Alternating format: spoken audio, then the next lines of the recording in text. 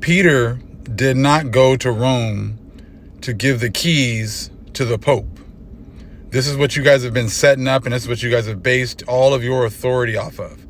Peter went to Rome to battle against Simon Magus, the magician, because he was turning many Israelites away from the truth and having them start to follow the adversary. But this has been hidden because the church doesn't want you to realize why he was really there and the miraculous miracles that were going on. It was a battle between Simon and Peter that was going on in Rome for the hearts and minds of the Israelites as well as the Gentiles. In the Acts of Peter, they show you exactly what, how the Gentiles were blessing the Israelites, how they knew that if they blessed the Israelites, they would be blessed. See, I'm going to have to go into this more in depth on my YouTube channel. Right now, TikTok's not even, I'm just going to make the third video that they probably will not even allow to be posted. There's two of them just sitting there that have not been posted yet. But we're going to keep on doing the work and pushing. If they don't show up here, they'll hopefully show up over there on my YouTube channel, Big Judah, okay? Check this out. Going to jump back into our Lost Scriptures book real fast, okay? And we're just going to look at this one quick section, chapter 9 here from the Acts of Peter, okay? And on the YouTube channel, I'll go more in depth because I need more than 10 minutes to get into this. But here in chapter 9, it says, when Peter had spoken with great sorrow of soul, many more believers were added to the congregation. And the brethren entreated Peter to fight with Simon and not allow him to disturb the people any longer. And without delay, Peter left the meeting and went to the house of Marcellus, okay, where Simon was staying. And this is a man that was actually blessing the Israelites. But he got turned away from blessing the Israelites, and he repented of that because of the things that Simon was doing. Okay?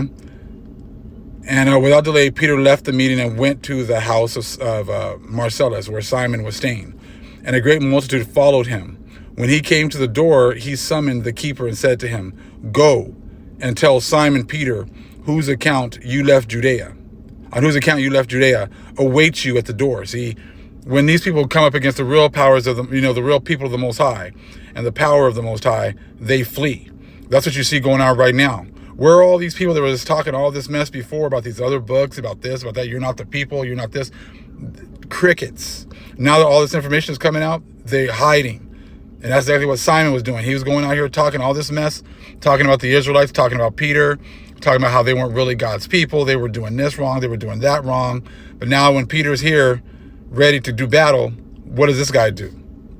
It says, the doorkeeper answered and said, he goes, "Await you at the door." The doorkeeper answered and said to Peter, "I did not know, sir, if you were Peter, but I have instructions, knowing that you arrived yesterday in the city.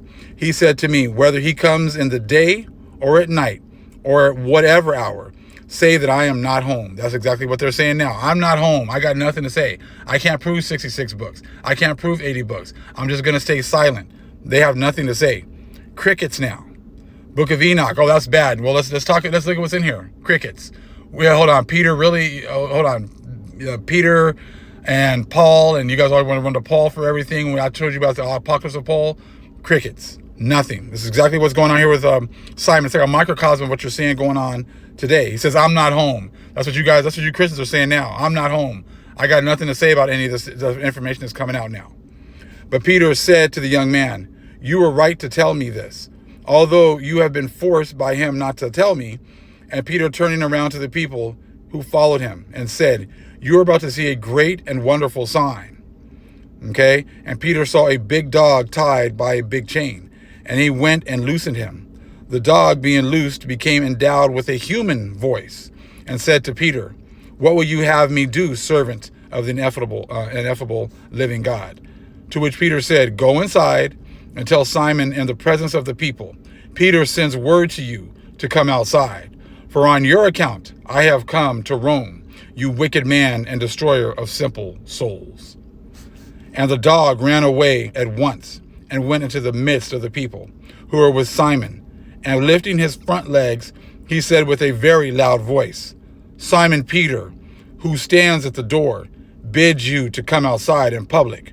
For he says, on your account have I come to Rome, you wicked man and destroyer of simple souls." When Simon heard this and saw the incredible occurrence, he lost the words with which he was deceiving the onlookers, and all were amazed. That is just a microcosm of what you're seeing right now. The Most High has raised up his people once again. You guys, the other nations, have had hundreds or thousands of years to push your doctrine. There's been no pushback. There's been no one to, to check the stuff that you're saying. And just like Simon Peter went to Rome, and he was just causing havoc. People were blessing the Israelites. They had a correct understanding of how they were supposed to, if you want to, if you want to be blessed by the Most High, you bless his people. That's what they were doing in Rome at this time. Simon came and said, that's not how you do it. You don't need to bless those people. And so he was turning a lot of people away from the correct way, which is no different than the church. The church wanted to usurp the position of the true people of the Most High.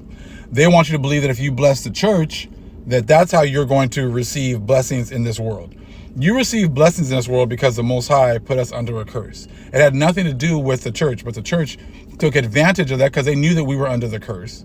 They knew we were under the curses. So they don't want you to realize that you're being cursed, or that you're being blessed because the Most High has blessed his people. They want you to believe that you were being blessed because you were blessing Satan's church.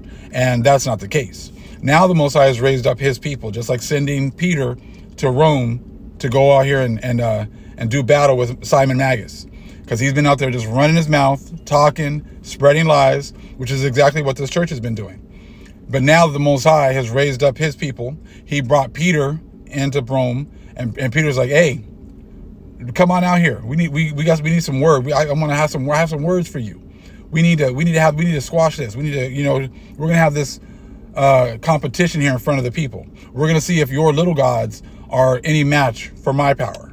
And that's exactly what you're seeing today. Now that you guys push these books are canonized. Oh, these ones we don't agree with. Most High is like, okay, we're going to squash that. Oh, these are the people. These are the people. Ish is already in the land. That's what you guys have already set up. You guys already tried to fulfill prophecy before it was time. Most High squashed that too. Anyone we know that's actually does some studying and spends a little bit of time, studying, you can easily see those are not the people. They're not. Who is bringing light to the world at this time? You see what I'm saying? Most people are very quiet. They've taken the bag. They've taken the blessings here and this, in this dispensation. And now that the Most High has raised up his people, all of a sudden now no one's got anything to say. No one's got anything to counter what's being brought out. Because the Most High is now, the Most High controls everything. He allowed them to speak. He allowed them to say, boastful words. He allowed them to be prideful. He allowed them to do that for a time. Where's your God, Israel? Look at what we're doing to you. And he does nothing for you. He doesn't protect you. Like you said in Wisdom of Solomon chapter 2, that you're the Most High's chosen people, and that he's going to take care of you. Well, where is he? Where is he? Look at what we're doing to his people. Well, that was because we were under the curses. You got all puffed up thinking it was because the Most High loved you and he put us at the bottom. We were at the bottom for a time. So just like you saw in that story, that's just a tip. We're going to read a lot more of this as well. You can see the same thing playing out today. Now the Most High has raised us up. We're all these people that were talking all this mess before. We're all these people that thought that we were just a cursed people and we're always going to be at the bottom. Our cursing was only going to be for a time. That time is now coming to an end. The curses are now being moved to you. And what are you going to do? And just trying to stop my videos from posting, stop information from going out is not going to change what is coming. The changes are already here. That's why the Most High gives us more information, more things to study, more growth. We bring out so many different, we go into so many different topics, bring out so many different resources, and you guys just get, you have nothing to say because there's no counter to the truth. The truth is undefeated. And you saw that miraculous event where the Most High, used Peter to give that dog a voice and send that dog in there to talk. Those things happen in the Bible where animals speak. It wasn't just in the scriptures that these things have happened. There's been other scriptures that these same, events have taken place. But these other nations don't want you to realize that. They don't want you to realize that there's all these, you watch these movies about these supernatural things happening. These things were really happening. And they're going to happen again. Because there's nothing impossible with the Most High. Much love to everyone. Shalom.